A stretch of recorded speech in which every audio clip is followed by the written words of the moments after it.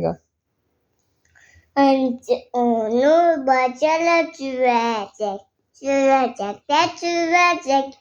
Şunda sevecek.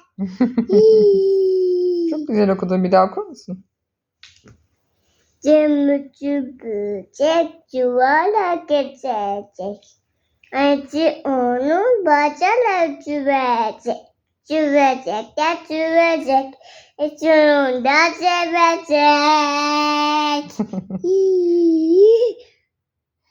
Çok güzel söyledin ya. Cımbıcı böcek çuvala geçecek. Annesi onu çuvala sürecek.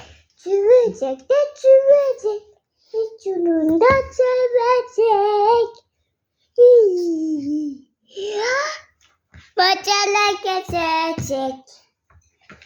Cımbıcı böcek çuvala geçecek. Annesi onu bacala sürecek. Sürecek de sürecek.